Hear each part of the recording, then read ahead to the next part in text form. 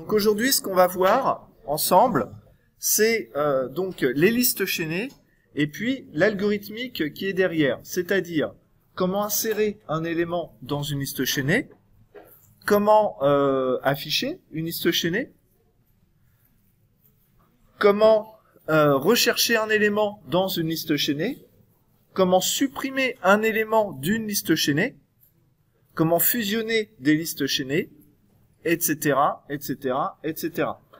Alors, si jamais, à un instant donné, vous avez envie de voir une opération en particulier, vous me le dites, hein, et puis on verra à ce moment-là. Donc, ce que je vais faire tout d'abord, c'est que je vais recréer une structure de liste chaînée, et puis on verra ensemble après les différentes opérations.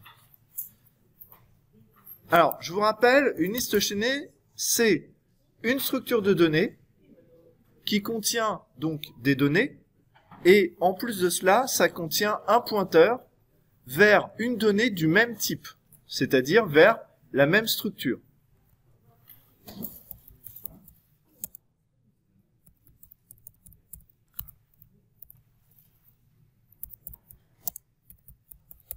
Donc je vais mettre une valeur entière que j'appelle valeur. C'est vraiment une valeur jouée. Dans la vraie vie, quand vous allez développer n'importe quel autre programme, ce sera à vous de mettre les données qui vous intéressent concernant le logiciel, le programme que vous êtes en train de réaliser. Et on va mettre un pointeur vers un élément du même type. Donc, struct maillon étoile, et puis on va l'appeler next pour indiquer qu'il s'agit de l'adresse de l'élément suivant dans la liste chaînée. Je redéfinis tout cela.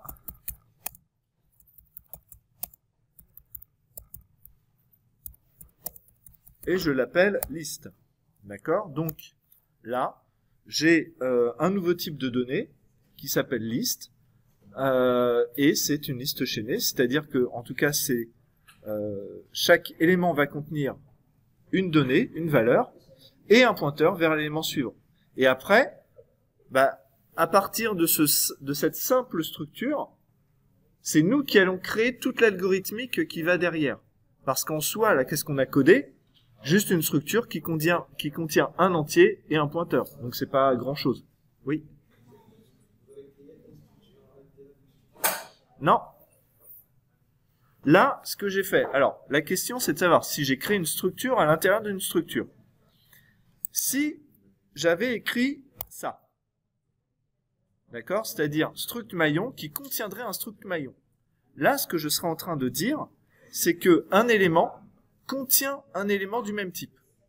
Et ça poserait un gros problème, parce qu'au moment où on va déclarer une variable de ce type-là, on va réserver l'espace pour cette variable-là. Or, si je réserve un espace en mémoire pour cet élément-là, et qu'il contient lui-même un élément du même type.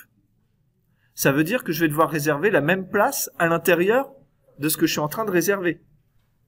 Et dans cet objet que je suis en train de réserver, je vais encore une fois réserver un autre objet, et ainsi de suite. Et donc je vais avoir une réservation de mémoire en cascade, et forcément je vais saturer ma mémoire. C'est une mise en abîme en fait. Donc ça, tu ne peux pas. Par contre, ce que je fais, c'est que je déclare un pointeur vers une donnée de ce type-là. Et là, un pointeur, c'est une adresse mémoire. Donc, suivant l'architecture de votre ordinateur, c'est 4 ou 8 octets. C'est tout. Donc là, ce que j'ai déclaré, c'est des données, donc un entier, 4 ou 8 octets suivant l'architecture de votre ordinateur, et une variable qui va contenir une adresse mémoire qui utilise donc 4 ou 8 octets également. C'est tout. D'accord? Voilà. Alors, je vais déclarer un élément.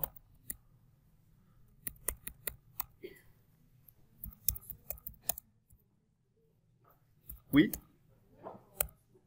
Pardon? Plus gros?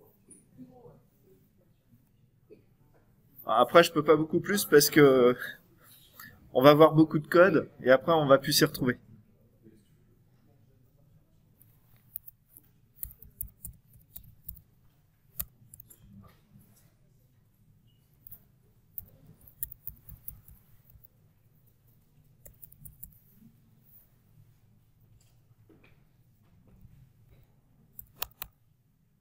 Alors là, ce que je vais faire, c'est vous afficher le nombre d'octets consommés par un élément de type liste. Donc, ce qu'on va regarder maintenant, c'est comment ajouter un élément dans une liste chaînée. Alors, vous avez vu, je vous ai dit, chaque élément d'une liste chaînée doit contenir l'adresse de l'élément qui le suit. Quand j'ai déclaré mon premier élément, ici liste test, normalement, dans les spécifications du langage C, il ne devrait pas être initialisé. C'est-à-dire que j'ai réservé un espace mémoire pour mon entier valeur et un espace mémoire pour le champ next, qui est un pointeur, donc une adresse mémoire. Alors, ça veut dire que je vais aller en mémoire, je vais réserver un espace, mais s'il y avait déjà des valeurs dans la mémoire à cet endroit-là, elles sont conservées. Normalement, elles ne sont pas initialisées. Alors, maintenant, de plus en plus, les compilateurs auront tendance à quand même initialiser automatiquement les variables, c'est-à-dire à mettre un 0 à l'intérieur. On peut vérifier. Donc, printf %d. Donc là, on va mettre la valeur, et puis on va mettre le champ, l'adresse mémoire, donc %p. Test.valeur, et puis test.next. Tac. Voilà. Alors, dans mon cas, ça n'initialise pas. Vous voyez? Donc ça, c'est quelque chose, vous devez vraiment y faire très attention. Pour plusieurs raisons. Si la valeur valeur n'est pas initialisée, vous allez vous en rendre compte. Parce que en manipulant votre programme, en affichant les données au fur et à mesure, vous allez voir que vous n'avez pas initialisé les choses. Là où c'est plus violent, c'est pour l'initialisation du pointeur vers l'élément suivant. Si vous oubliez d'initialiser, regardez, là j'ai une valeur qui vaut 10. Ça veut dire quoi? Ça veut dire que je vais aller à l'adresse 10 dans ma mémoire. Donc ça veut dire que j'ai bien un élément après le maillon que je viens de déclarer. Il se trouve à l'adresse 10. Et donc, quand vous allez réaliser votre programme qui va manipuler la liste chaînée, vous allez continuer à afficher les maillons les uns à la suite des autres jusqu'à ce que ce soit la fin. Mais la fin, rappelez-vous, elle est forcément délimitée par une adresse qui n'existe pas. Donc, nulle. Donc là, vous voyez, j'ai un bug. Donc, on est obligé d'initialiser lorsqu'on déclare un maillon. On va être obligé de l'initialiser, donc lui donner une valeur, mais ça, c'est à vous de voir. Mais surtout, le champ next, on va l'initialiser à nul.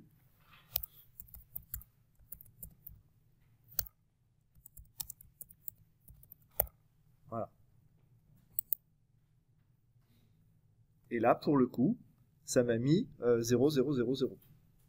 Alors, je vous rappelle, hein, encore une fois, dans la quasi-intégralité des compilateurs, la valeur nulle vaut 0. Mais dans les spécifications du langage, c'est pas ce qui est dit. Ce qui est dit, c'est que nul est une adresse qui n'existe pas. Ça pourrait être -1. Par exemple, l'adresse -1 n'existe pas. Donc nul pourrait très bien être défini à -1. Donc vous, quand vous allez manipuler une adresse, si vous voulez vérifier si elle existe ou pas, vous l'initialisez à nul, vous vérifiez si le pointeur vaut nul, mais vous ne vérifiez pas si le pointeur vaut 0. D'accord? Si vous vérifiez que ça vaut 0, c'est un peu une arnaque, en fait. Ça va marcher pratiquement tout le temps, mais vous êtes en train de dévier de la spécification du langage. D'accord? Vous comprenez ce que je dis? Voilà. Alors, ce qu'on va faire, c'est qu'on va faire une fonction qui va créer un maillon. Alors, création maillon.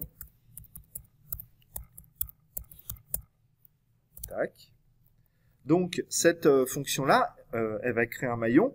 Donc, quand on va créer un maillon, on va lui donner une valeur. Donc, int nb, par exemple. Alors, il y a plusieurs possibilités. Soit, ici, je retourne un élément de type liste, soit je retourne un élément de type liste étoile. On est d'accord. Alors, quel serait le problème posé par le retour d'un élément de type liste?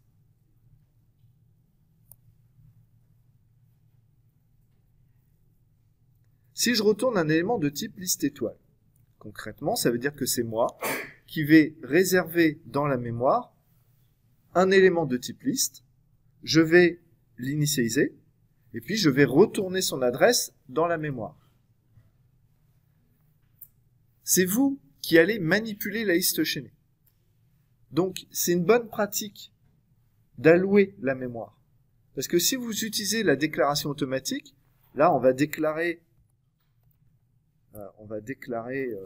si je fais un liste TMP, d'accord, que je déclare ça et qu'ensuite je fais return TMP. En fait, de l'autre côté, qu'est-ce qui va se passer? Vu que vous allez imbriquer les maillons les uns avec les autres, vous allez devoir accéder à l'adresse de l'élément qui vous a été retourné, alors que pour nous, il sera beaucoup plus pratique de manipuler directement les adresses. Donc, on va retourner une adresse, c'est plus simple pour la suite, mais surtout pour vous, c'est vous qui maîtrisez ce qui est alloué à un moment donné et ce qui est libéré à un moment donné. Donc, on va déclarer un pointeur de liste et on va le retourner. Alors, bien sûr, ça veut dire que le type de retour ici, c'est un pointeur de liste. Et là, on va devoir réserver la mémoire pour le maillon. D'accord? Donc, nouv égale liste étoile, un petit appel à malloc,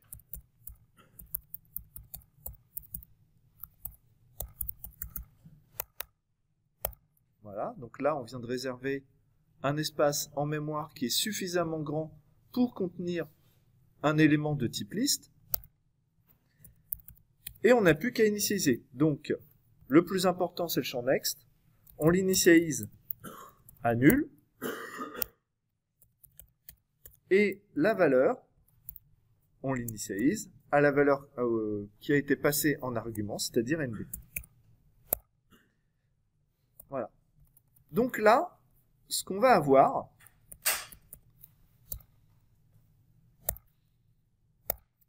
c'est une fonction qui va nous créer un maillon. Mais le maillon n'a pas d'élément après lui, vu qu'on a initialisé le champ next à nul. Ça veut dire quoi concrètement? Ça veut dire qu'un maillon, c'est une liste chaînée qui ne contient qu'un seul élément. D'accord? Donc là, on crée une liste chaînée. C'est juste qu'elle n'a qu'un seul élément.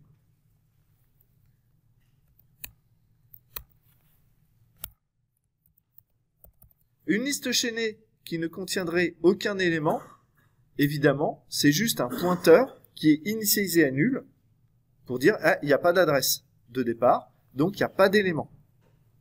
Donc, votre tête de liste, là, que ici j'ai déclaré liste étoile L, ça va être le pointeur qui va aller vers le premier élément de la liste. Si je n'ai pas de premier élément, je initialise à nul, et donc on sait que la liste chaînée est vide à ce moment-là. Maintenant, je vais dire L est égal à création maillon. Et comme paramètre, je vais lui mettre une valeur prise au hasard, 42, qui, je vous le rappelle, est la réponse à la question ultime du sens de la vie. Je vous invite à lire le guide du voyageur intergalactique. Et là, on va réafficher donc du coup les valeurs qui sont présentes dans mon maillon. Donc, L. Alors, attention ici, petit point de détail, vous vous êtes mis à jour, j'espère, sur les structures. Quand on déclare un élément de type structuré, on utilise le point pour accéder au champ. Mais quand on a un pointeur vers un élément structuré, pour accéder au champ, on utilise une flèche. Donc, L flèche valeur et L flèche next.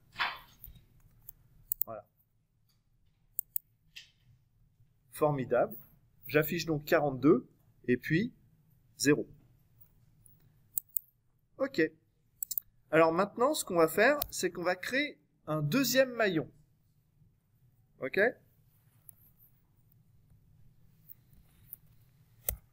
Je vais l'appeler astucieusement L2, donc c'est un pointeur de maillon.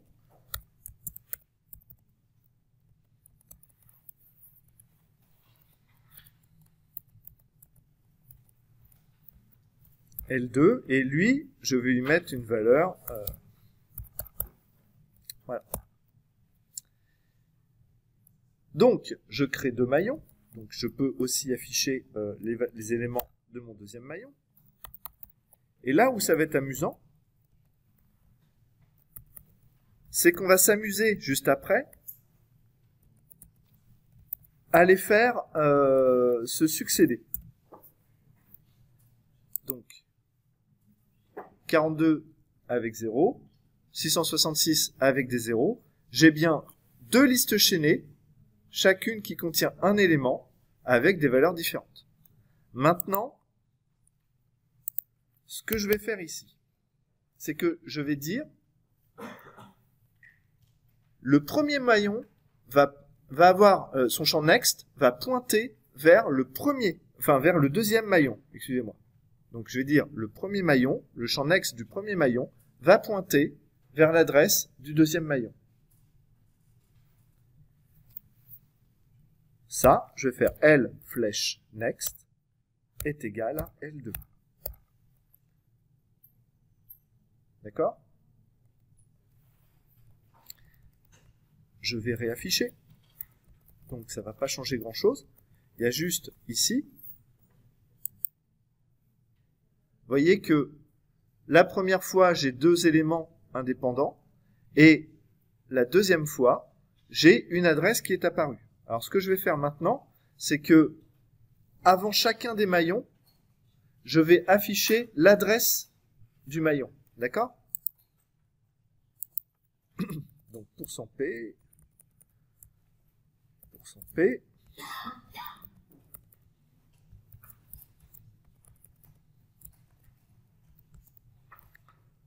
Voilà, et je vais vous mettre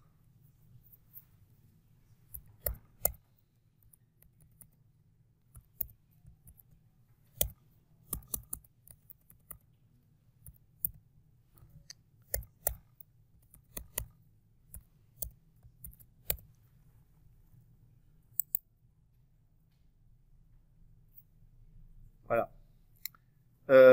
Qu'est-ce que j'ai fait?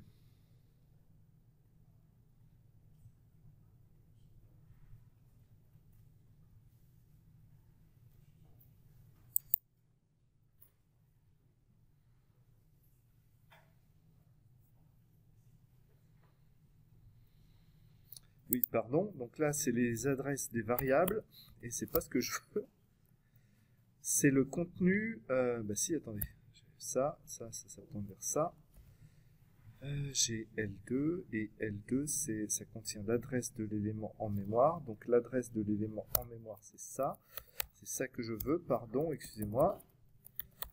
C'est pas l'adresse du pointeur que je veux, mais c'est l'adresse de l'élément de liste que je souhaite afficher. Voilà, pardon. Et voilà. Et là, tout de suite, c'est beaucoup plus cohérent. Excusez-moi. Donc, là, ce que j'affiche, c'est l'adresse en mémoire où se trouvent les maillons. Donc là, l'adresse en mémoire où se trouve le maillon L. Et là, l'adresse en mémoire où se trouve le maillon L2. D'accord? Ensuite, j'ai dit, le premier maillon, son champ next, il pointe vers le deuxième maillon. Et donc, vous voyez que si je veux afficher ma liste chaînée, en partant du premier élément, je vais afficher 42. Ensuite, regardez, j'ai l'adresse ici qui est D1 460. Je vais à l'adresse D1 460. Je vais afficher 6666. Et ensuite, qu'est-ce que j'ai? Bah, j'ai 0. C'est une adresse qui n'existe pas. Je m'arrête. D'accord? Donc évidemment, cette opération, on peut la répéter autant de fois qu'on veut. Et on va avoir toute une succession de maillons dans la mémoire. Donc, ce qu'on va faire, c'est qu'on va, cette fois-ci, créer une boucle qui va insérer un certain nombre d'éléments dans la liste chaînée. Alors, quand je vous dis insérer un élément, ça peut se faire de plusieurs manières différentes, évidemment. Là, qu'est-ce que j'ai fait? J'ai fait L flèche next égale L2. Mais si j'avais un troisième élément, qu'est-ce que je fais? Si j'avais dit L2 flèche next égale L3, en fait, ça veut dire que j'insère cet élément à la fin de ma liste. Je peux aussi insérer l'élément au début de la liste. Je peux insérer l'élément de manière triée dans la liste. Et donc ça, c'est quelque chose à laquelle vous devez réfléchir, parce que vous avez tendance à considérer les listes comme une chose qui est toujours dans un certain ordre. Mais parfois, on peut enregistrer les éléments dans l'ordre inverse de votre logique, en fait. On pourrait insérer le dernier élément qui a été ajouté, on peut l'ajouter à la fin, le mettre à la fin. Le dernier élément qu'on ajoute, on peut le mettre au début aussi. Ça va inverser l'ordre des listes. Mais ces deux opérations n'ont pas le même coût en temps. C'est beaucoup plus rapide d'insérer un élément au début d'une liste que de l'insérer à la fin de la liste. Alors pourquoi? Ouais, c'est-à-dire que si j'insère au début, le nouveau maillon va pointer vers le début de la liste déjà existante. Et c'est lui qui va devenir ma nouvelle tête de liste. Tandis que si je souhaite insérer ce nouveau maillon à la fin de la liste chaînée, je vais devoir parcourir toute ma liste chaînée, me placer sur le dernier élément, et dire ce dernier élément-là, au lieu de pointer vers nul, il pointe vers mon nouveau maillon. Nouveau maillon qui, lorsqu'il a été créé, je vous rappelle, pointe lui vers nul. Donc ça met bien la fin de la liste chaînée, un élément après. D'accord? On va coder les différentes manières de l'insérer.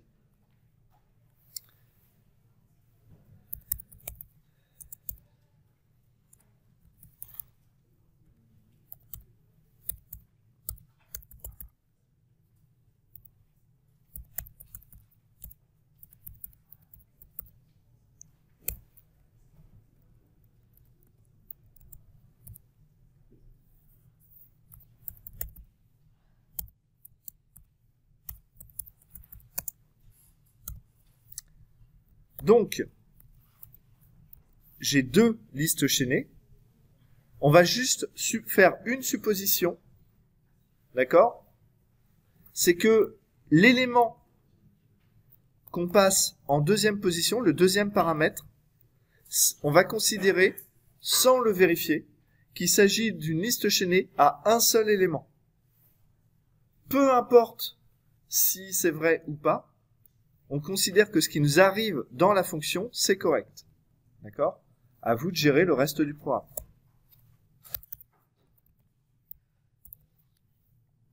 Donc, si j'ajoute l'élément en tête, j'ai juste à dire nouveau flèche next est égal à tête. Est égal à tête, pardon. Voilà. Et là, je retourne nouveau. Alors pourquoi je retourne nouveau?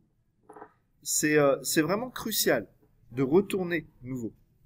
Dans le reste du programme, je ne vais maintenir qu'une seule information concernant une liste chaînée, c'est l'adresse du premier élément. Si on perd l'adresse du premier élément, bah, on ne sait pas où commencer la liste, donc on ne pourra pas accéder au deuxième élément, ni au troisième, ni au quatrième, ni à aucun autre des éléments. Et donc on va perdre l'intégralité de nos informations. Donc vous, en permanence, vous devez maintenir l'adresse du premier élément. Or, là, je suis en train de modifier le premier élément, donc vous devez absolument retourner l'adresse de cet élément, de ce nouveau premier élément, pour le maintenir dans le reste du programme.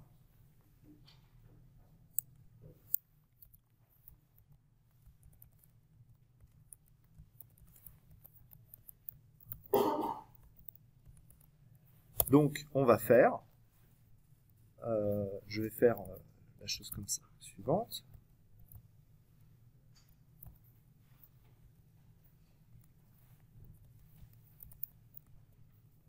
Je vais l'appeler tête, ça sera plus simple. Et puis ça, TMP.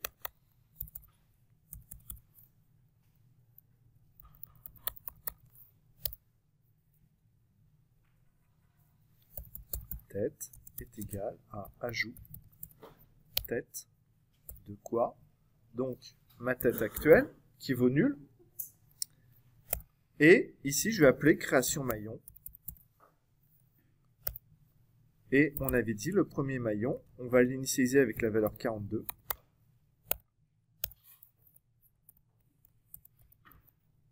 Le deuxième, on va l'initialiser avec la valeur 666.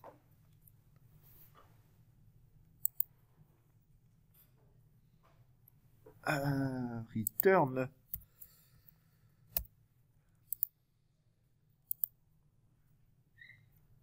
Bon. Ok, on va supposer que ça fonctionne, mais la base de la méthode scientifique, c'est quoi? C'est de vérifier. On vérifie, d'accord? Donc là, je vous dis oui, ça insère en tête, mais si je vous montre pas que ça insère en tête, c'est un peu pourri. Donc, la première chose qu'on fait maintenant, c'est on va créer une fonction qui va afficher une liste chaînée.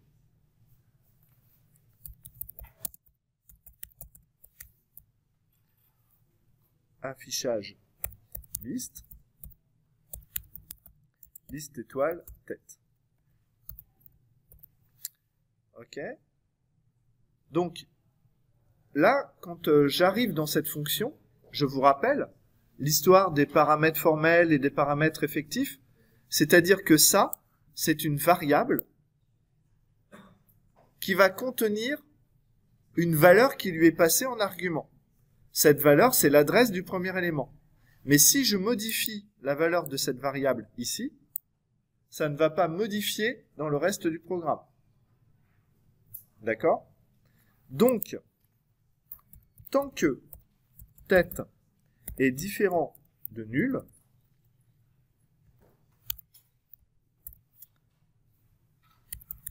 printf, %d, %p, et puis %p ici, voilà. Donc on va afficher tête, l'adresse de tête, tête flèche valeur, et tête flèche next. Tac, on met un saut de ligne. Et donc là, j'ai affiché la valeur qui est présente sur mon maillon courant. Et donc, ce que je vais dire maintenant, c'est tête égale tête flèche next. Alors, cette manière de faire, elle peut être perturbante. Ce qu'on peut faire, c'est déclarer un pointeur intermédiaire qui est égal à tête. D'accord? Et on va dire TMP, tant que TMP est différent de nul. TMP. Ça revient strictement au même, si ce n'est qu'on déclare une variable supplémentaire Donc, c'est pas optimisé. Mais je comprends que ça puisse vous simplifier les choses intellectuellement parlant. Voilà. Bon, vérifions.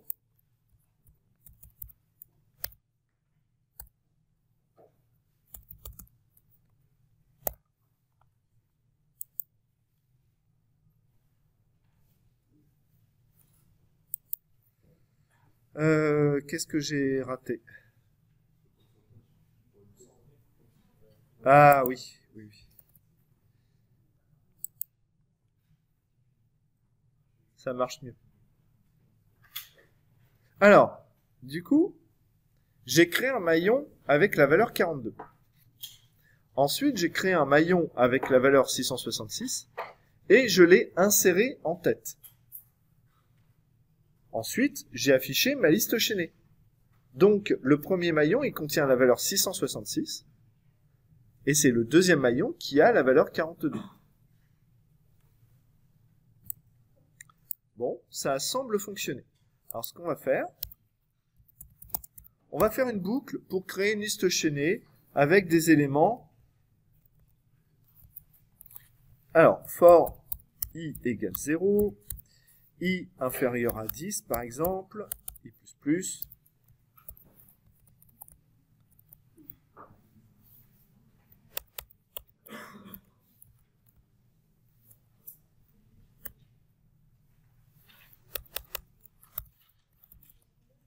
Hop.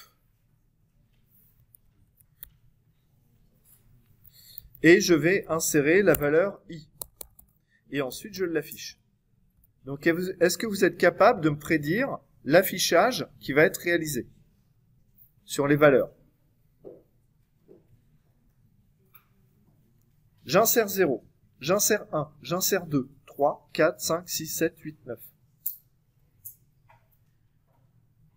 À chaque fois que j'insère un élément, je l'insère où? Au début de la liste. Donc la première fois, j'insère 0. Ensuite, je vais insérer 1, mais en tête de liste, donc devant le 0. Donc ça fait 1, 0. J'insère 2 en tête de liste, donc ça fait 2, 1, 0. Donc 9, 8, 7, 6, 5, 4, 3, 2, 1, 0. On vérifie. 9, 8, 7, 6, 5, 4, 3, 2, 1, 0. Ça fonctionne, c'est bien comme ça que ça fonctionne. Et vous voyez, à chaque fois, j'ai bien le lien vers l'adresse de l'élément d'après. L'adresse, tac, tac, tac, etc., etc. D'accord? Ok. Alors maintenant, ce qu'on va faire, c'est au lieu d'insérer en tête, on va insérer en fin de liste.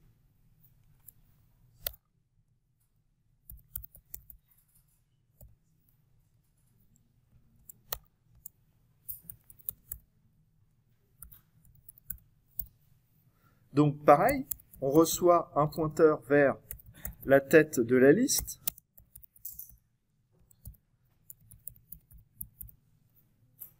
Un pointeur vers le nouveau maillon qu'on souhaite insérer dans la liste. Je vais déclarer un pointeur temporaire comme sur l'affichage qui va parcourir toute la liste jusqu'au dernier maillon. Et ensuite, on le fera pointer vers le nouveau. Alors,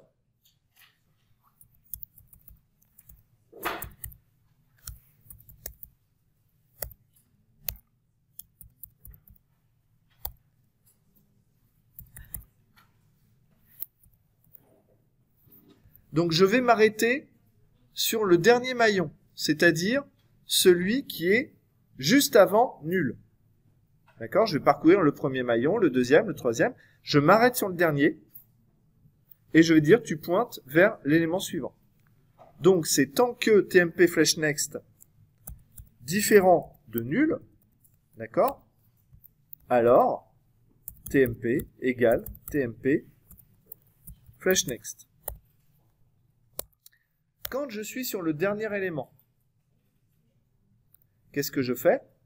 Je dis bah TMP flash next qui actuellement vaut nul je lui dis tu es égal à nouveau. Et je retourne.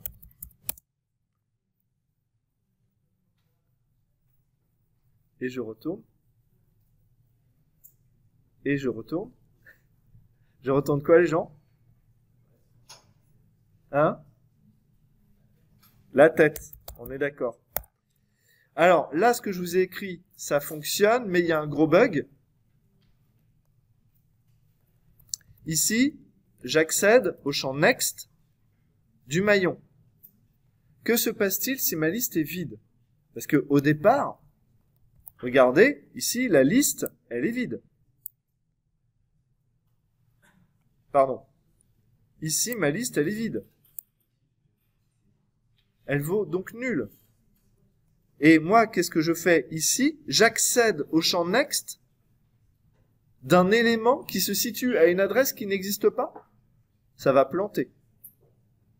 Donc, je dois traiter ce cas-là au préalable.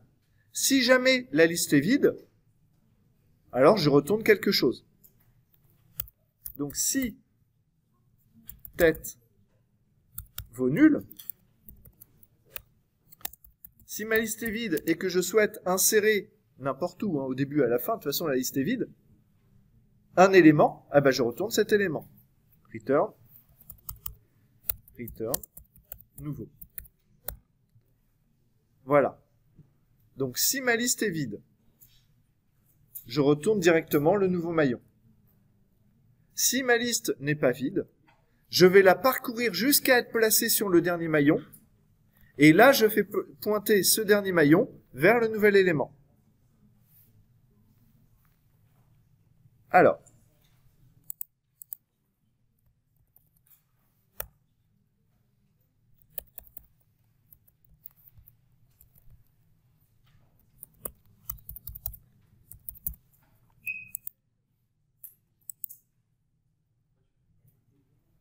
Et cette fois-ci, vu qu'à chaque fois, j'insère le maillon à la fin de la liste, la première fois, je crée un maillon qui vaut 0. Ensuite, je crée un maillon qui vaut 1, mais je le mets à la fin, donc après le 0. Ensuite, je crée un maillon qui vaut 2, et je le place à la fin de la liste, donc après le 1. Et donc, quand je vais afficher la liste dans l'ordre du premier au dernier élément, cette fois-ci, je vais afficher de 0 jusqu'à 9. Ça a l'air idiot, tout ça, tout ce que je vous montre. On est juste dans insérer un élément dans une liste. Mais vous devez comprendre que, suivant la manière dont vous allez insérer les éléments dans une liste, ça va avoir un impact sur le temps d'exécution, mais aussi sur l'ordre des éléments que vous allez parcourir. Et ça, c'est pas anodin. Parce que si vous avez tout le temps besoin du dernier élément qui a été ajouté, très fréquemment dans votre programme, eh ben, il va mieux falloir insérer les éléments au début. J'ai besoin des 2 derniers éléments qui ont été insérés. Si vous les mettez au début de votre liste, vous y accédez tout de suite. Si vous les mettez à la fin de votre liste, à chaque fois, vous allez tout parcourir pour accéder aux 2 derniers éléments. Donc, vous voyez que suivant l'objectif de votre programme, ce que vous allez réaliser, le problème auquel vous serez confronté, eh bien, insérer en tête de liste ou insérer en fin de liste, ça aura un impact. D'accord? Je vous rappelle, en algorithmique, on a 2 ressources critiques, enfin en informatique, pas qu'en algo, on a 2 ressources critiques, c'est le temps et l'espace. Donc, vous devez faire attention au temps d'exécution de votre programme. Si vous avez une possibilité de faire un programme, enfin une fonction, qui s'exécute toujours en temps constant, j'accède toujours au premier élément de la liste. Ça, c'est toujours le même temps. Donc, c'est un temps constant. Il faudra le favoriser par rapport à, je vais mettre un temps qui est proportionnel au nombre des éléments dans ma structure. Parce que forcément, plus il y aura d'éléments, plus ce sera long. Alors, cette version d'insertion en fin de liste. Vous avez vu que la structure, ici, elle est auto-référente. C'est-à-dire que j'ai un maillon qui pointe vers un élément du même type. Ça, on sent la récursivité quand même. Alors pourquoi ne pas s'en servir pour développer, pour implémenter nos fonctions? Ça serait plutôt intéressant, on est d'accord. Vous l'aviez senti venir, quand même, la récursivité. J'aime bien, bah ouais. Mais c'est pas joyeux, hein. Alors, comment est-ce qu'on pourrait faire un algorithme, enfin une fonction récursive qui insère un élément en fin de liste? Quand on fait de la récursivité, la première chose à laquelle on doit penser, c'est quoi? Le critère d'arrêt, le cas de base. Quel serait le cas de base? Et si vous regardez bien la fonction ajout fin que j'ai créée, il y est déjà le cas de base. Quand la liste est vide, alors je retourne le nouveau maillon. Donc là, ce qu'on est en train de dire, c'est que mon cas de base, c'est je vais insérer un maillon dans une liste vide et je retourne le maillon. C'est tout. Ok, allons-y. Je reprends un prototype similaire. Sauf que je vais l'appeler ajout fin rec. D'accord? Donc, si la tête de ma liste est vide, je retourne le nouveau. Ok. Sinon, qu'est-ce qui se passe? Ça veut dire que ma liste actuelle n'est pas vide. Ma liste actuelle n'est pas vide, donc je ne suis pas dans un cas de base. Donc je vais appeler récursivement pour insérer l'élément nouveau dans le reste de la liste. Et, je vous rappelle, on retourne toujours la tête de la liste. Donc, comme j'insère le nouvel élément dans le reste de ma liste, la fonction récursive va me retourner la nouvelle tête du reste de la liste. Donc je vais appeler récursivement, ça va me retourner l'adresse potentiellement nouvelle du reste de la liste. Je vais mettre à jour mon pointeur next avec cette valeur-là et je vais retourner la tête de la liste que je connais moi, c'est-à-dire le maillon actuel, et je le retourne. Donc,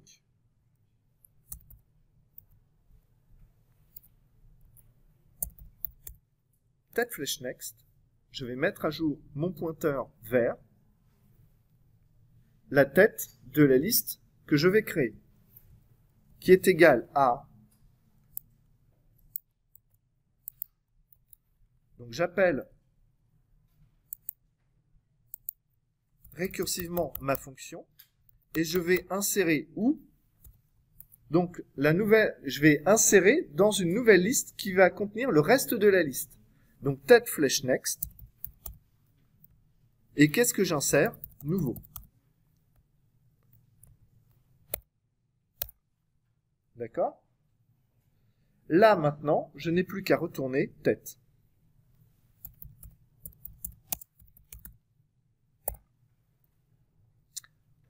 Ok.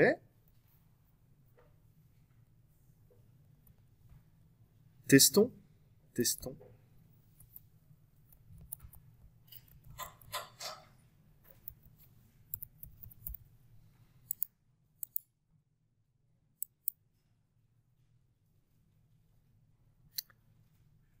Ça fonctionne.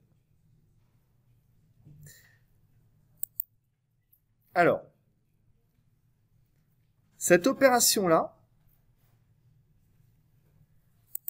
vous voyez que, encore une fois, hein, on revient toujours sur les mêmes histoires, mais la récursivité, il y a une certaine beauté. C'est-à-dire que le code est beaucoup plus concis, beaucoup plus clair que la version itérative. Mais la mécanique, l'algorithmique qui est derrière, elle est peut-être un peu violente quand on n'est pas prêt. Parce que dans cette version itérative, je ne fais que parcourir la liste jusqu'à être sur le dernier élément, et je mets à jour le dernier élément. Alors que là, ce que je fais, c'est à chaque appel récursif, je vais casser la liste chaînée. C'est-à-dire que je vais modifier mon champ next et le mettre à jour avec le retour de l'appel récursif. Est-ce que vous voulez un exemple vivant de cette chose-là? Ouais. Ouais. Qui c'est qui a fait un gros ouais là? Tu vas venir avec ton camarade qui est à côté de toi et puis les deux personnes de devant, s'il te plaît. Non, non, vous inquiétez pas. Non, mais je vais pas vous faire passer au tableau pour vous latter, vous inquiétez pas. C'est juste, ça va être beaucoup plus visuel avec vos camarades.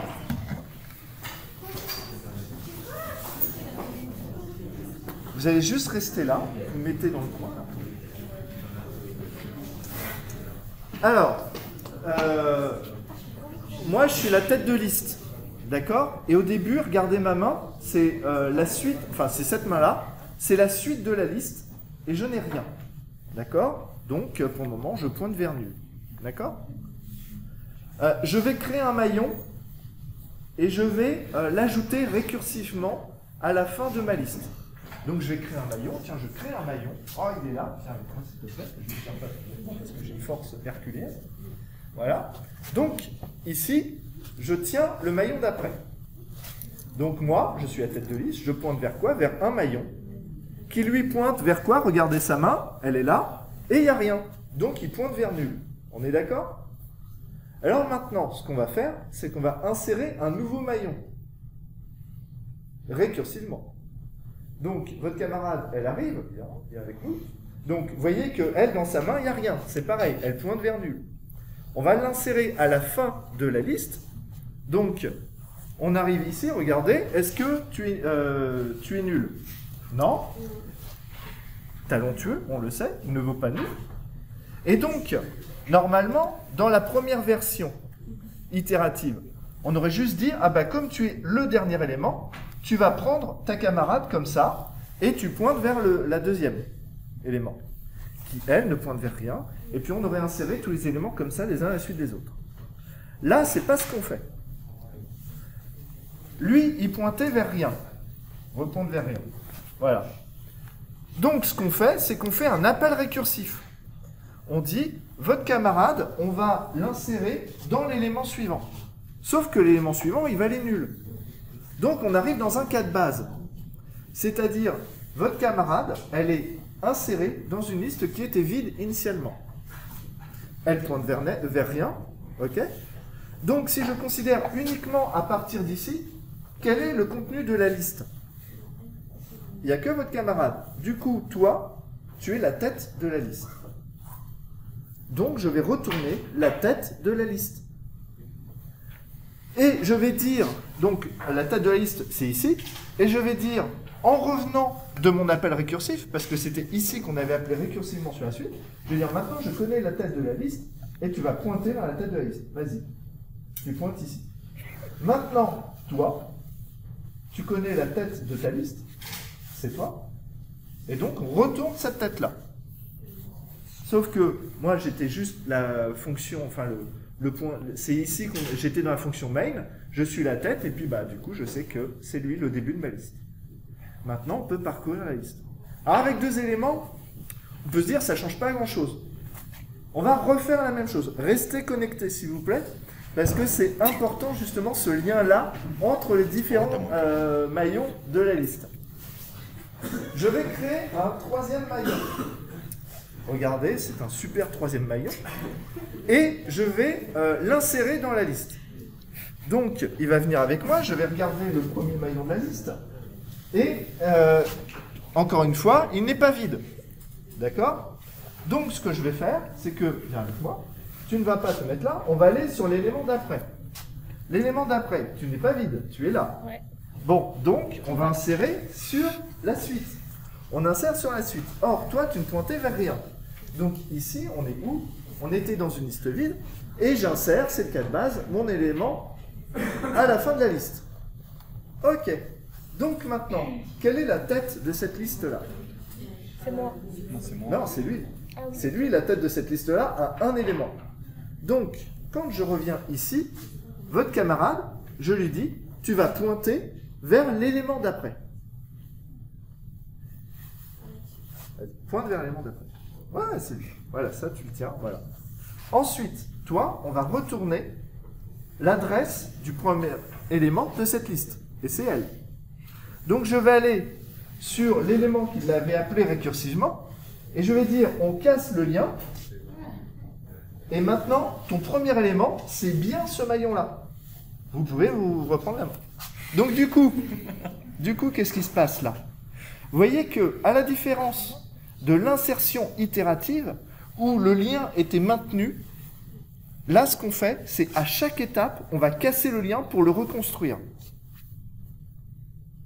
Vous voyez ce que je veux dire? Et donc ça, c'est différent. Parce que la liste était existante, on la parcourt jusqu'à la fin, et on ajoute un élément. Là, c'est chaque liste est cassée, chaque élément est cassé, puis on reconstruit la liste en repartant de la fin, et on fait un lien, etc., etc. Hein? Pourquoi on casse liste? Bah parce que c'est l'appel récursif qui est comme ça. Ah, ok, d'accord. C'est l'appel récursif. Toi, ce que tu dis, c'est je vais pointer vers le premier élément de la liste suivante. Alors, si votre camarade il pose une question qui est super intéressante, c'est pourquoi on casse, en fait? Pourquoi on casse la liste? Tout simplement parce que le cas de base, c'est quoi? Notre cas de base, c'est quand la liste est vide et qu'on insère un élément. Donc là, vous voyez, maintenant, si je prenais votre quatrième camarade et que je l'insère dans la liste, bon, on va répéter les mêmes opérations et on va l'insérer à la fin. Donc, est-ce que la tête de la liste va changer? Non. Par contre, quand votre camarade, je vais lui dire, tiens, je t'insère dans une autre liste qui est vide. Mais pourquoi tu me tiens par la manche? Moi, ici, je pointe vers nul et je vais pointer vers votre camarade qui est le nouveau premier maillon. Est-ce que la tête de liste a changé? Avant, c'était nul et maintenant, c'est votre camarade. On a modifié le premier élément, l'adresse du premier élément de la liste. Donc, ça veut dire que dans certains cas, le cas de base en particulier, quand on va insérer en fin, même récursivement, on va en fait modifier de temps en temps le premier élément de la liste. Donc comme on modifie le premier élément de la liste, on est obligé de le retourner, puisqu'il peut y avoir une modification. Et on est obligé de se mettre à jour sur ce premier élément de la liste. Mais comme on est dans la récursivité, eh ben ça explique pourquoi on va à chaque fois casser le lien vers le premier élément de la liste qui reste, et ensuite le reconstruire. Parce que sinon, on risque de perdre une information. Ok? Merci beaucoup. On peut les applaudir parce que...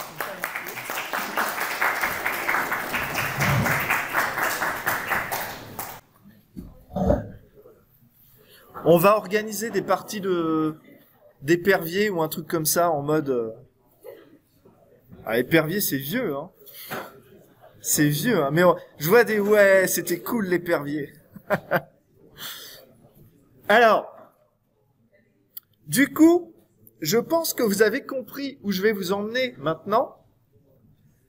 C'est que on va prendre les diverses opérations de manipulation des listes et à chaque fois, on va les faire en itératif et en récursif. Et bien sûr, là, comme c'était juste insérer un élément, c'était très simple. Mais ça va être de plus en plus compliqué, évidemment. Alors, là, on a fait une fonction qui insère un élément en tête. On a fait une fonction qui insère un élément à la fin. On pourrait faire une fonction qui insère un élément de manière triée, mais ça, on le fera un peu plus tard. Maintenant, évidemment, ce qu'on veut faire, c'est supprimer des éléments. C'est intéressant de supprimer des éléments. Moi, j'aimerais bien supprimer des éléments. Par exemple, j'aimerais bien supprimer 95% de la promotion parce que ça me ferait beaucoup moins de travail de correction de copie. Bon. Alors, on va prendre une liste chaînée et on va supprimer des éléments. L'opération de suppression la plus simple, vous l'imaginez bien, c'est supprimer en tête, ce qui est beaucoup plus simple que supprimer en fin, parce que supprimer en fin, on va être obligé de parcourir jusqu'au dernier élément, et patati patata. Supprimons en tête. À votre avis, comment on fait? Est-ce que vous avez une idée du prototype de la fonction qui va supprimer le premier maillon d'une liste chaînée?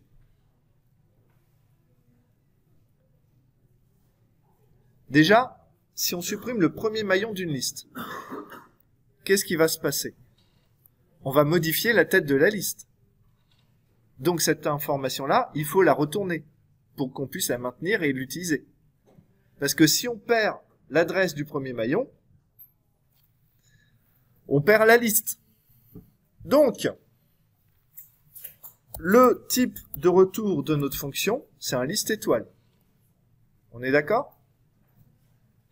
Ok, je retourne la nouvelle tête de liste.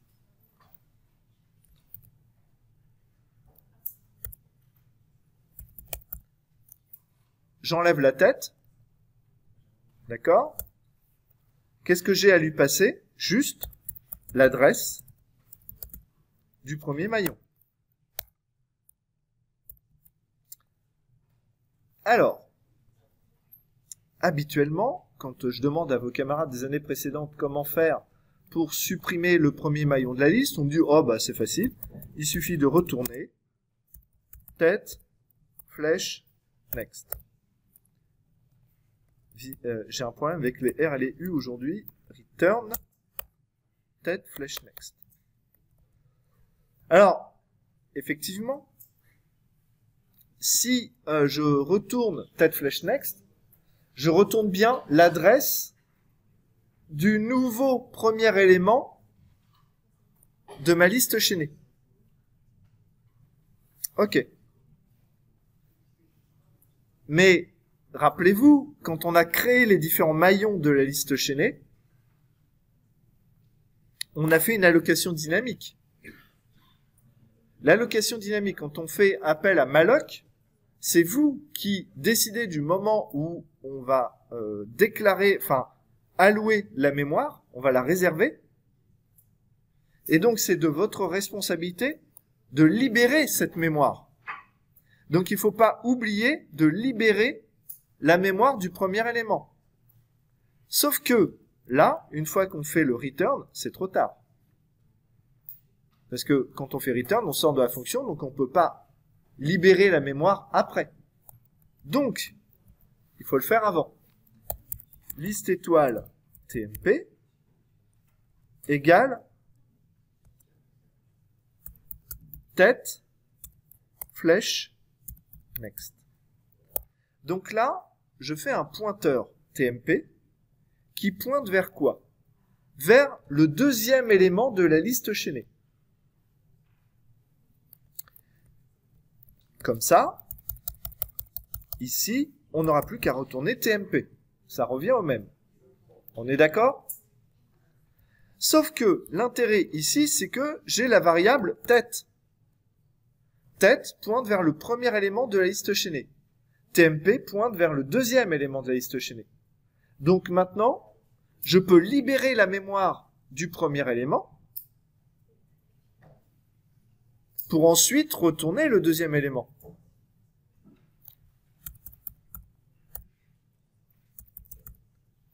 Donc là, je libère la mémoire du premier élément et je retourne TMP. Alors, ça, encore une fois, ça fonctionne dans le cas général, mais j'ai oublié un cas, lequel? Le même que tout à l'heure. J'accède au champ next de tête. Sauf que si tête est vide, il y a un problème. Donc, Si ma liste est vide, je retourne vide. D'accord? Si on essaie de supprimer le premier élément d'une liste vide, bah on reste avec une liste vide. Ensuite, si jamais il n'y a qu'un seul élément, bah tête flèche next, c'est nul. Donc je retournerai bien nul, il n'y a pas de souci. Si j'ai deux éléments, je retournerai l'adresse du deuxième élément. Alors, on va vérifier que ça fonctionne. D'accord? J'ai une liste chaînée avec 0, 1, 2, 3, 4, 5, 6, 7, 8, 9.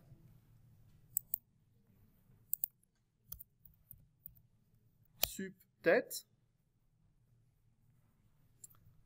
2 tête. Et je mets à jour tête. Tête égale sup de tête. Je supprime le premier élément de ma liste chaînée et je récupère, je mets à jour l'adresse du premier élément de ma liste chaînée. Je vais réafficher ma liste chaînée. Et vous voyez ici, alors attendez, pour que ce soit un peu plus propre.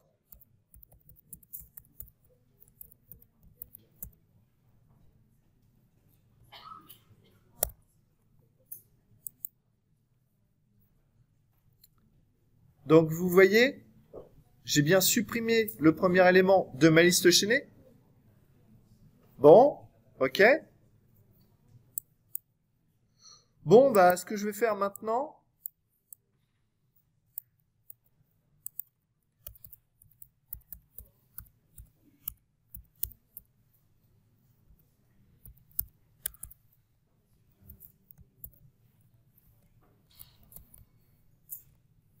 je vais supprimer plusieurs fois le premier élément, et puis je vais afficher ce qui reste de la liste.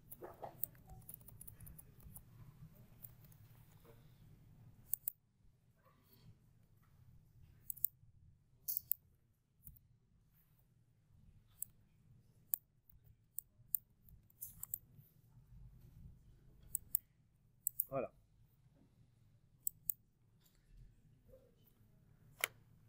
6, 7, 8, 9. Bon, poussons les choses au bout, parce que, en fait, on avait vu déjà que ça fonctionnait dans le cas général. Donc on va pousser pour aller jusqu'au bout de la liste. Et donc là, j'affiche rien, parce que, bah, effectivement, ma liste, elle est déjà vide. Mais en tout cas, ça n'a pas planté. Donc, a priori, ma liste chaînée, là, avec la suppression du premier élément, c'est assez propre. Ok? Ça va pour tout le monde ou pas, ça? Ouais?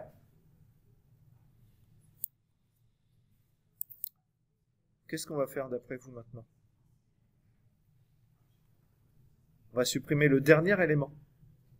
Ah, on a supprimé le premier. On va supprimer le dernier.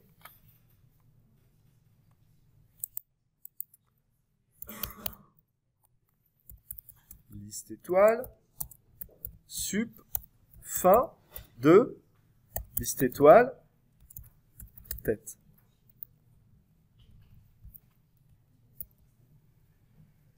Allez, je vous laisse la faire, celle-là. À vous de me dire comment on peut supprimer le dernier élément d'une liste chaînée.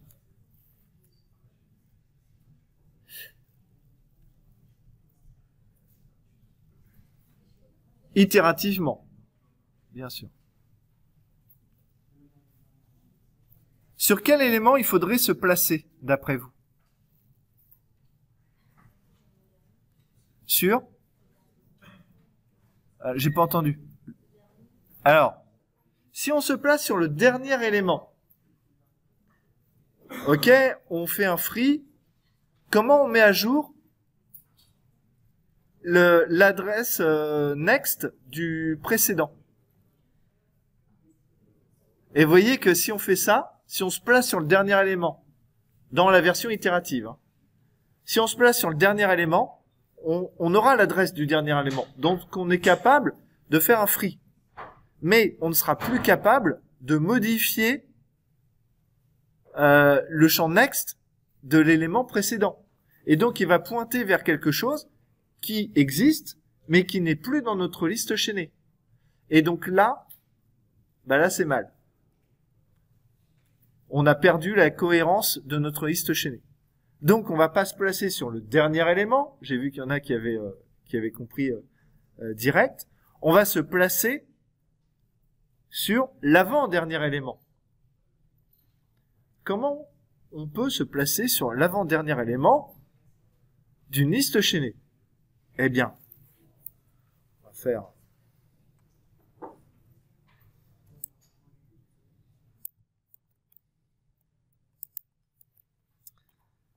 voilà, et tant que TMP flèche next. Alors, TMP flèche next égale nul. Ça veut dire qu'on est sur le dernier élément. Ok. Flèche next. Le champ next du maillon d'après.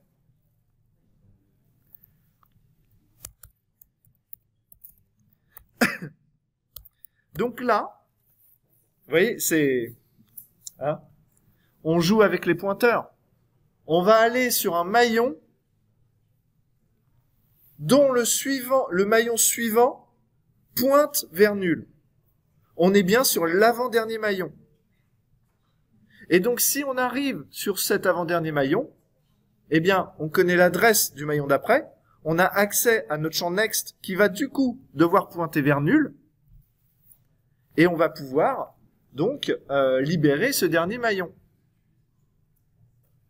Bon. Cette fois-ci, on peut directement libérer, on va pouvoir directement libérer le maillon d'après. Donc, attends, déjà, TMP égale TMP flèche next. Et puis là, donc une fois qu'on a parcouru tout ça, on est sur l'avant-dernier maillon. Donc, on peut libérer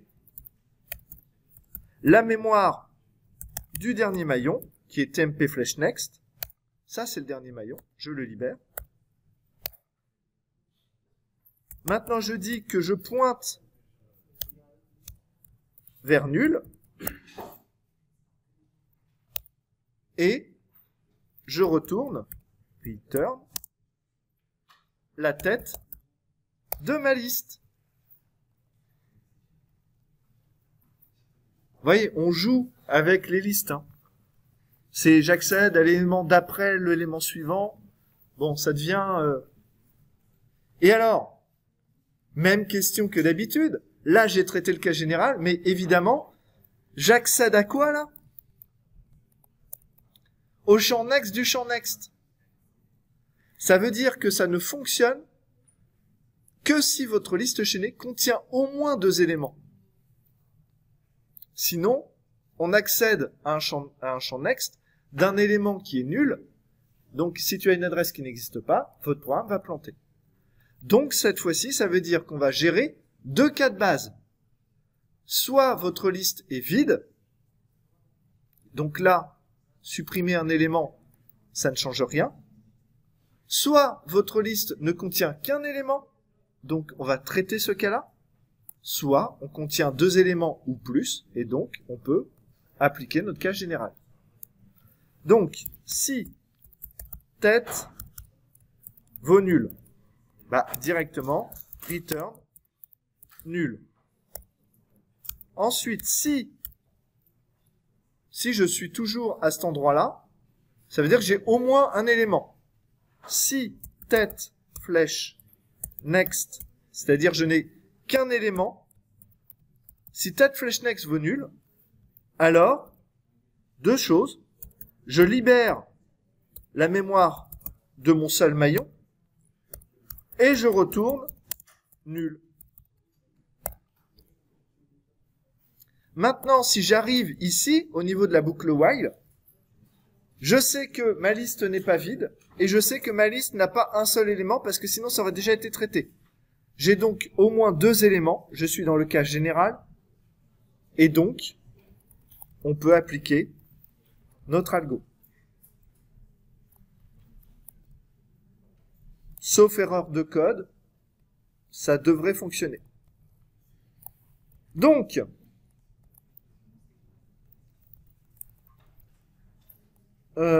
comment j'avais supprimé? J'avais fait ici, c'est tout. Non, voilà, sup tête.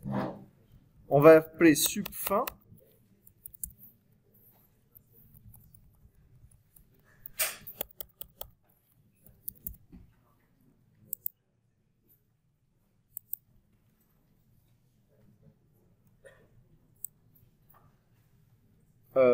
Non, ça va pas.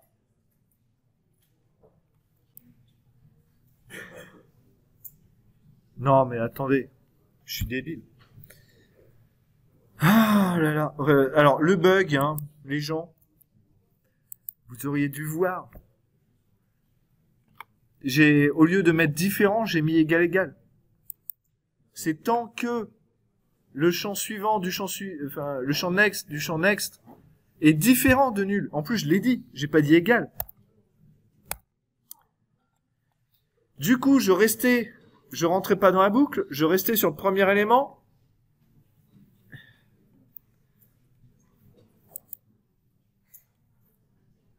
Voilà. Bon, ça me rassure. C'était pas grave. Oui?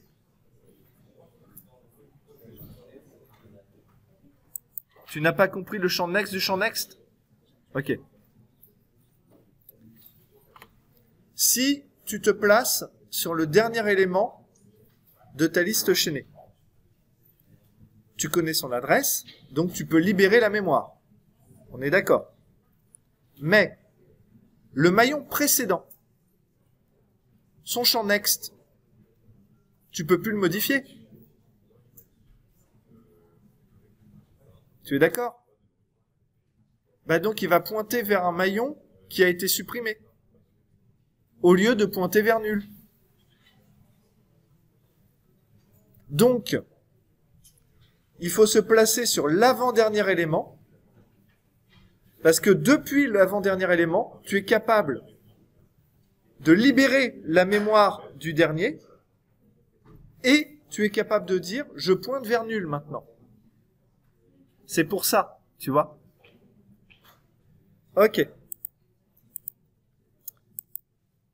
Alors maintenant, pour les algorithmiciens talentueux que vous êtes, vous imaginez la suite. On prend cette fonction qui supprime le dernier élément d'une liste chaînée et on le fait récursivement. Ben, je vous laisse faire. Allez-y. Essayez. Faites-moi des propositions.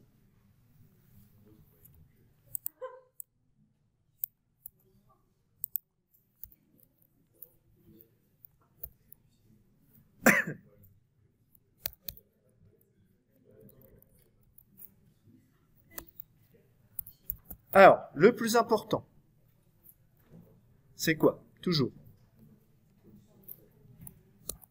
Cas de base.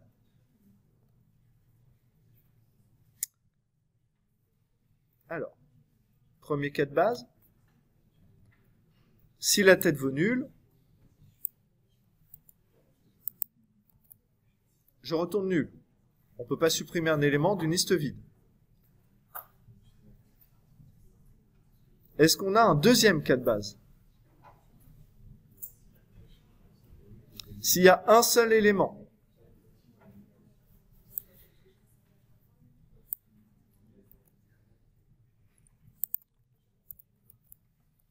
donc si je n'ai qu'un seul élément dans ma liste chaînée, alors je vais libérer le maillon et je vais retourner nul.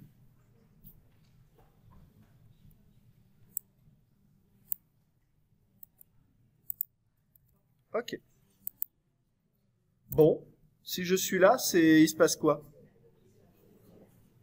Je ne suis pas le dernier élément. Et vous allez voir la différence, parce que votre camarade, il me disait, mais pourquoi flash next? Donc je disais, on est obligé de se mettre sur l'avant-dernier, parce que tu n'as pas l'information, tu ne peux plus modifier le pointeur. Mais là, dans le cas général, vu qu'à chaque fois on va casser et reconstruire, et ben là on peut. Et donc, c'est jusqu'à 40, hein, on est d'accord? Hein? Ouais, on est d'accord, parce que ça fait 5-6 là qui s'enfuient. Alors, je commençais à m'inquiéter. C'est les listes chaînées, c'est pas... c'est aride, c'est aride.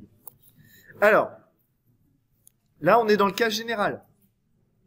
Ok? Je ne suis pas vide et je ne suis pas le dernier maillon.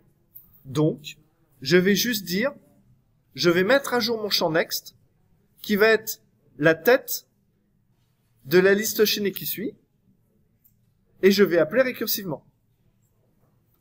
Donc,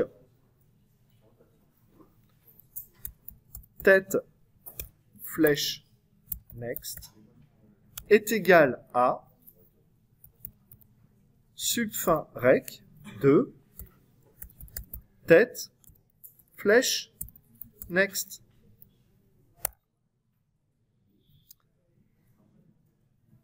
Le champ next, le champ suivant, c'est quoi? Je vais dire, bah, c'est la tête de la liste chaînée qui va suivre. Et je retourne, décidément, je retourne tête. Ça marche, ça?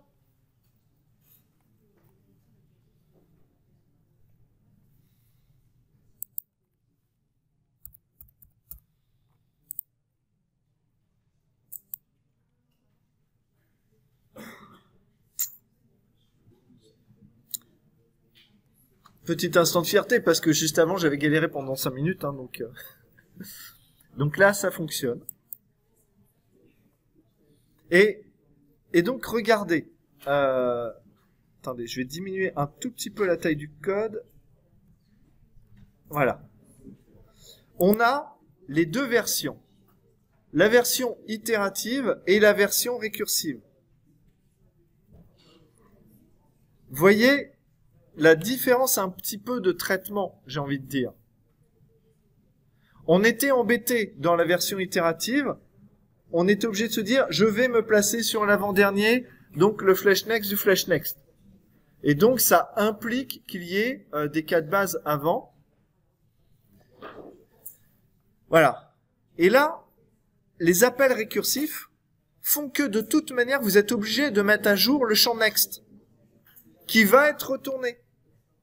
Donc, vous pouvez d'abord supprimer le dernier élément dans le reste de la liste. Ça vous retourne la nouvelle tête de liste. Et là, vous mettez à jour et vous retournez l'adresse du début de la liste que vous connaissez à cet instant-là. D'accord?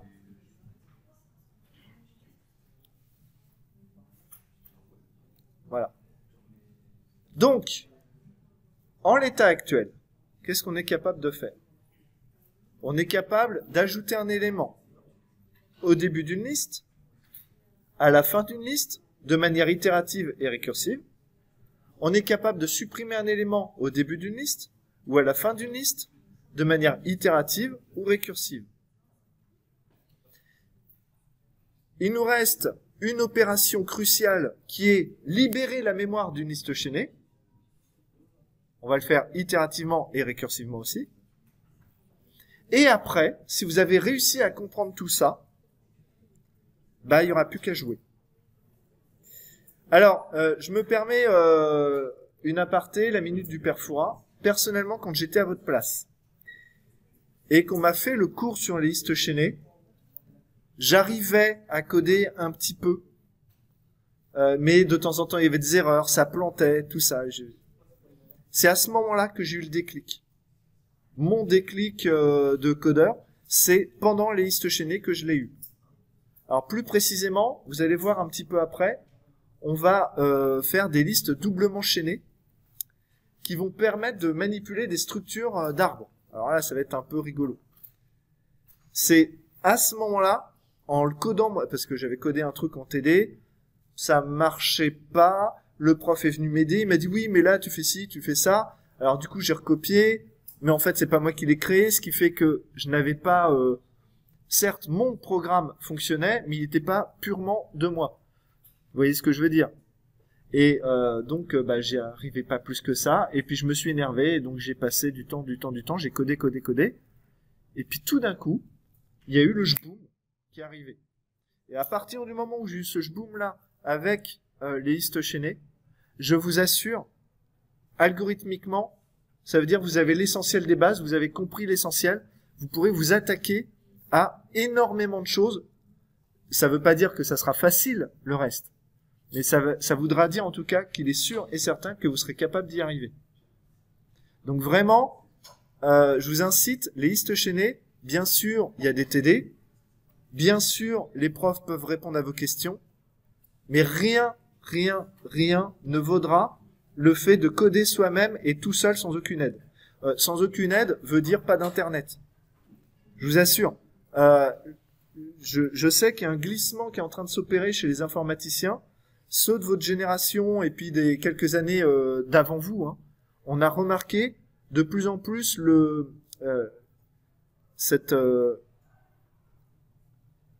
comment dire, vous allez facilement sur Internet pour rechercher une information, vous la trouvez, vous la prenez, vous l'intégrez dans votre code. C'est pas forcément un mal. Parce que les projets sont de plus en plus gros et on a besoin de reprendre des choses déjà existantes, de les réutiliser sans forcément tout recoder. C'est l'industrialisation du développement, c'est tout à fait normal et légitime. Mais, sur les aspects algorithmiques, si vous voulez vraiment percuter et les comprendre, ben ne le faites pas.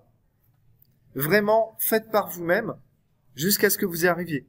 Et après, si vous êtes vraiment sur un point qui est bloquant, vous envoyez un mail à votre chargé de TD préféré, ou vous venez me voir, et puis on débloque la situation, et vous verrez que si vous avez bloqué sur un truc pendant 2 heures et qu'on vous donne la solution, en expliquant, là, du coup, vous avez fait « Ah, mais oui, c'est... » Donc vraiment, les listes chaînées, essayez de geeker dessus parce que ça va être génial ce que vous allez avoir après. Bref. Alors, si on libère toute la mémoire d'une liste chaînée, on n'a pas besoin de retourner l'adresse du premier élément vu qu'il n'y aura plus aucun élément dans la liste chaînée. Void. On va libérer tous les maillons. Donc, notre fonction, on va l'appeler...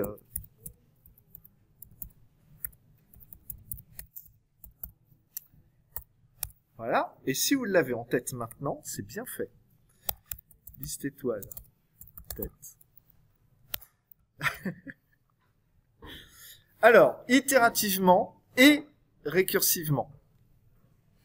C'est-à-dire, on va libérer dans l'ordre de parcours des éléments.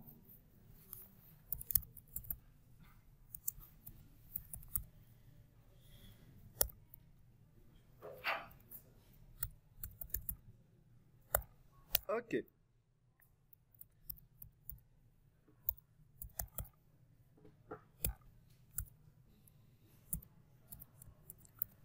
Donc, tant que on n'est pas sur un élément qui vaut nul. D'accord? On va passer à l'élément suivant. TMP égale TMP flèche next.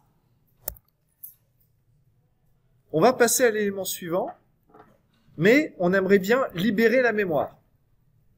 Alors, si jamais je fais ce truc-là, ne le faites pas. Free TMP, et ensuite je passe à l'élément d'après.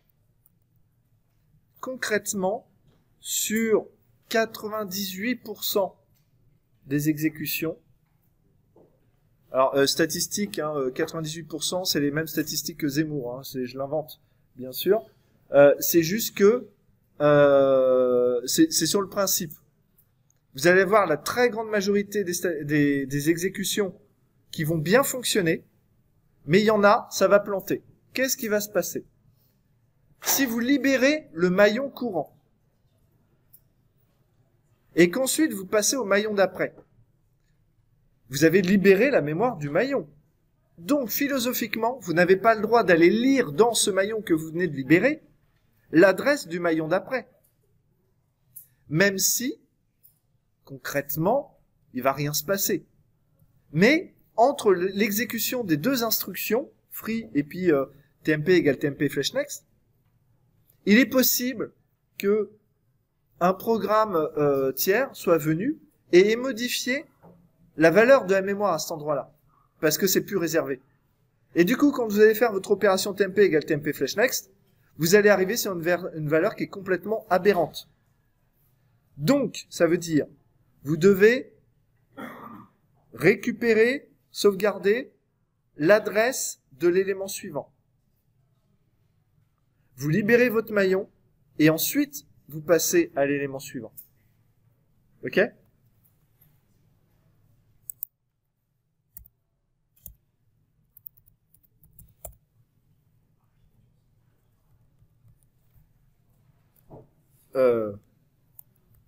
Attendez, je me suis trompé de... Tac, voilà.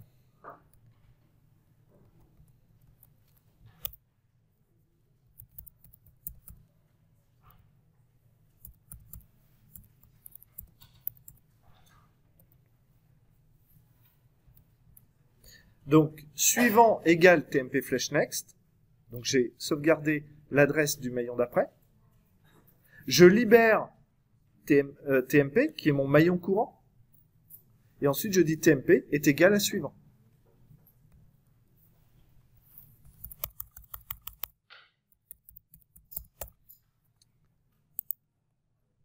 Voilà. Donc là,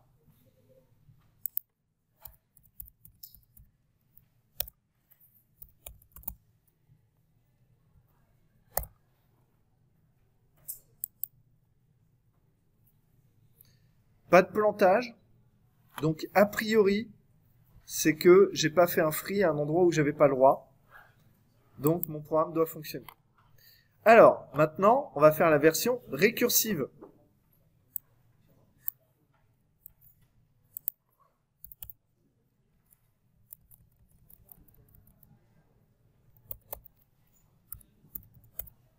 Alors, la version récursive,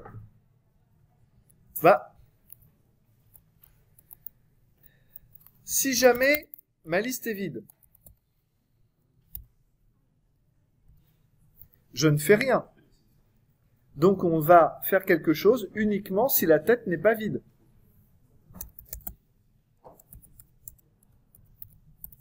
Si ma tête n'est pas vide, qu'est-ce que je fais? Je vais appeler récursivement sur le reste de la liste.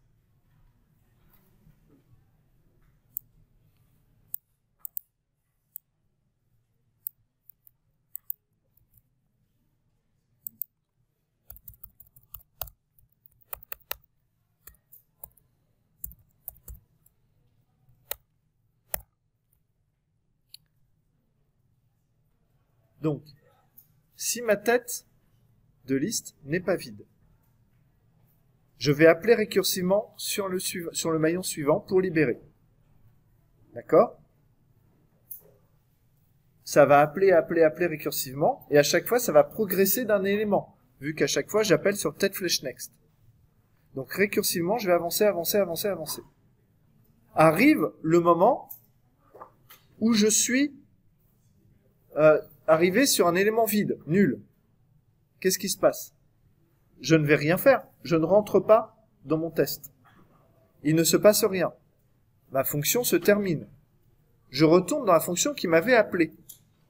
Et donc, ici, une fois que vous avez fait un appel récursif pour libérer le reste de la liste, vous avez le droit de supposer que le reste de la liste est libéré. Donc, il ne vous reste plus qu'à libérer quoi? Le maillon courant. Free tête. C'est tout. Du coup,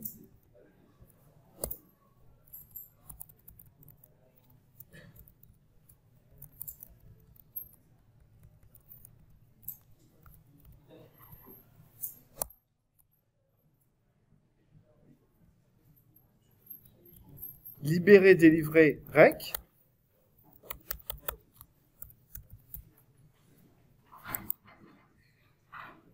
Pas de plantage, a priori ça fonctionne. Donc vous avez vu la différence?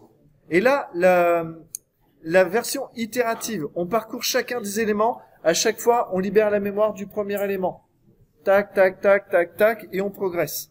Là, la version récursive, elle est un peu plus bizarre. et essayez de vous représenter intellectuellement ce qui se passe. Je suis sur un maillon, je passe au suivant, au suivant, au suivant, au suivant, au suivant, et quand j'arrive à la fin, je remonte, je libère, je remonte, je libère, je remonte, je libère, je remonte, je libère. Vous voyez la dynamique qui est pas du tout la même, finalement. Alors, un point de détail, cette version récursive, elle est plus simple, en fait, à écrire que la version itérative, mais la version itérative, regardez bien, au fur et à mesure de l'exécution, on libère, on passe à la suite, c'est tout. Alors que dans la version récursive, il va se passer quoi? On va faire un appel récursif. Donc la fonction actuelle, elle est mise en pause. Et je fais un appel récursif, je mets en pause. Je mets en pause, je mets en pause, je mets en pause. Et donc si votre liste chaînée, elle est très importante, vous allez mettre beaucoup de choses en mémoire en pause. On peut arriver sur le Stack Overflow, dont je vous ai déjà parlé, débordement de la pile des appels. Et donc, cette version-là, même si algorithmiquement c'est intéressant à coder, d'un point de vue professionnel, c'est mal. Alors, je vous rappelle justement que, et je vous libère juste après, je vous rappelle qu'il y a plein d'entreprises qui ont des besoins de disponibilité qui sont tels que ils ne peuvent pas se permettre le moindre plantage. La NASA, Google et plein d'autres. Et donc ces gens-là interdisent la programmation récursive pour éviter justement les débordements de piles. Parce que c'est très difficile de les maîtriser. Vous avez un code qui fonctionne parfaitement, qui est super, qui est propre, mais suivant la taille des données, vous allez faire un débordement de piles. Et ça, pour retrouver un bug, vous avez vu tout à l'heure, rien qu'à égal au lieu d'un différent, j'ai passé 5 vraies minutes. Alors quand vous avez un débordement de piles qui vient de on ne sait où, c'est indébuggable. Voilà. On s'arrête ici.